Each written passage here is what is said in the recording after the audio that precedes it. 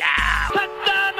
That's right. Welcome in. Welcome back, folks, to some early Vegas point spread lines are out. Let's examine Notre Dame's starting line against the Marquee Three and what they tell us. Edition of the Always Irish Show. As always, you can find the program on YouTube. Do hit subscribe if you haven't yet. Appreciate it very much. Give the video a thumbs up. That helps me as well. Keep them notifications on. You know why. That way you alerted every time a new episode drops. I know you don't want to miss it. I know it. Twitter, search bar, Always Irish, or at Always Irish Inc. Emails, alwaysirishnd@gmail.com. Audio only anywhere you want me. You can locate me to call-in lines.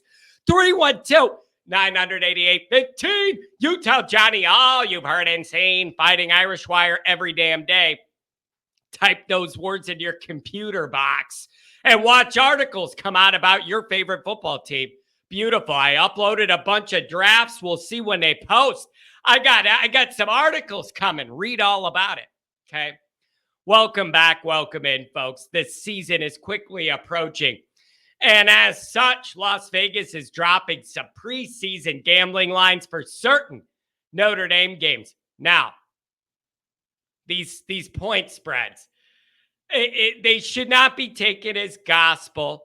They don't tell the story of a season that's yet to be played, but they are informative as far as letting you know how your team is looked at by people that are considered experts in predicting these ball games.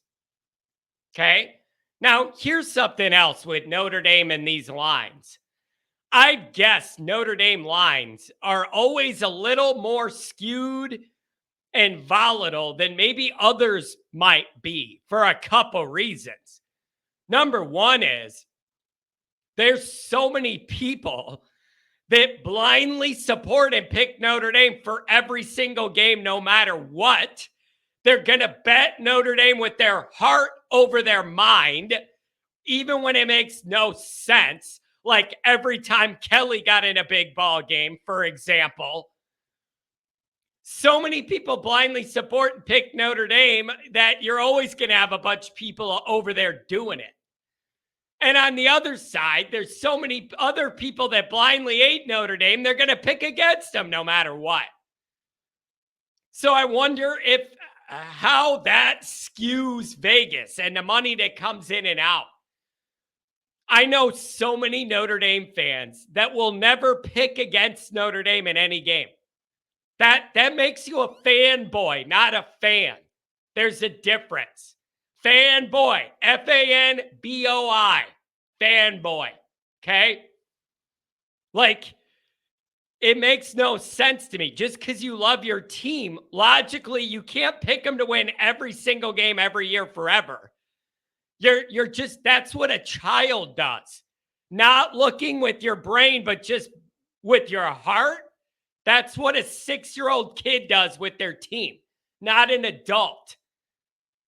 There have been plenty of times my heart wants Notre Dame to win, but my brain knew it wasn't going to happen. Come on. Okay? Now, let's look at these lines. Notre Dame's an underdog in the Big Three, the Marquee Three.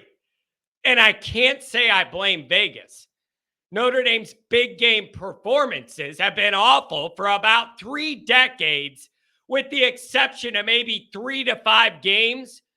Every other big moment has been marred with failure, spectacular failure. Not like heartbreak, Notre Dame loses by a field goal in the playoff, but they were close. No. Spectacular, embarrassing, blowout failures. In the postseason and in a lot of regular season games as well.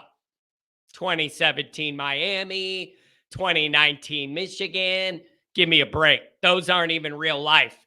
Playoff embarrassment galore every time you make it. Okay, listen, I completely understand why the default setting is Notre Dame's not going to win these games. They have not earned to be looked at any other way. Let's look at Ohio State. Notre Dame is getting 7.5 points was 6.5. So it seems there's already some belief in Ohio State at our place to move that line another point, that Notre Dame now gets over a touchdown. Okay? Here's the deal. I'm telling you this. Telling you this right now. If you can't beat Ohio State at your home when you have a 6th-year quarterback and they're breaking in a 1st-year quarterback, I can't help you. I can't help you. Like, looking at what Ohio State is and has been and the talent they have coming in that place every year, these are about the best circumstances you could ever have to face Ohio State that there could be. And you're still over a touchdown underdog at home to a mystery Ohio State quarterback not even to be named yet. Yikes. Yikes. So that just kind of tells you what the perception is of these two programs and how different they are. But if you can't beat them in this dynamic, which is about as favorable as you're ever going to match up with them, bro, I don't know what to tell you then, other than your recruiting's not good enough. If you can't beat them in this circumstance, you're never going to beat them unless you get top-end talent like they do. Okay? As for USC, Notre Dame is getting 1 point as the home dog. Now, this one surprises me a little bit. With the returning Heisman winner on USC, Caleb Williams, who punked and clowned Notre Dame last year and was Notre Dame proudly presented the Heisman Trophy to that guy. That's what we did last year. We literally coronated the guy, handed him the trophy on a silver platter in a late Hollywood night. Unbelievably offensive to me.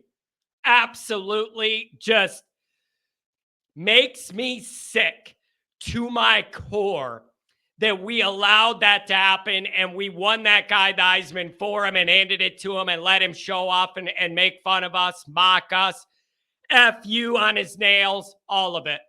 All of it. Notre Dame allowed themselves to be played like a Hollywood movie script. Hand that guy the Heisman. It offends me. There's not one day I wake up and I'm not mad about that. Not one day. I'm mad about it every day. I cannot believe with what was on the line, Heisman, we let that guy do that to us. Just running around, couldn't grab him, couldn't stop him, couldn't hit him, couldn't stop the run. Garbage. Just absolute garbage. Okay. That being said, I'm surprised it's only 1 point since that guy clowned us last year and now he's coming back. I don't really know why you wouldn't think it'd happen again if you're the betters. Till Notre Dame proves they could stop the guy, and they haven't. I'm figuring they can't. I hate it, but you did such a bad job last year. I don't trust you to defend this guy. Okay? Now, Clemson, ND's getting 6 on the road as the road dog. Now, man, this one's in Death Valley at night. It's going to be a tough environment. But again, Notre Dame beat up Clemson last year, and Notre Dame should have a better, more established quarterback situation. Even if I believe in Klubnik long term, there's no way he's as polished as Hartman should be.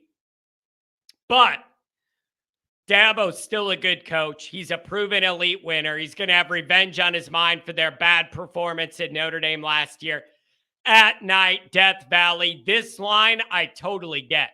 I totally get that. So, what are my takeaways here?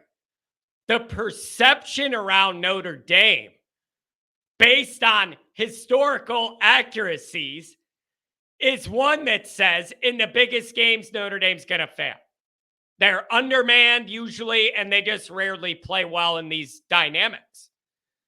It's up to Notre Dame to change that perception by winning these games this year and letting people know new regime, a real quarterback. This isn't the Notre Dame you're used to the last 20 years. It is incumbent on Notre Dame to change the minds of those people with their actions. Big picture, I'm actually starting to kind of like how Notre Dame's flying under the radar this year. I like that underdog mentality. Sometimes Notre Dame actually has their better years when they're not thought of as a title contender to start the year. Preseason, they'll be ranked around the top 10 or whatever, but there's no real hype about them winning the playoff or making the playoff. Sometimes that's where Notre Dame sneaks up and has their best years. Win these games. Shut everybody up. Nobody could say a bad word about you then. But listen, I'm not going to complain about these lines with Notre Dame as an underdog. We have a bad record in these situations. It's on us to change that.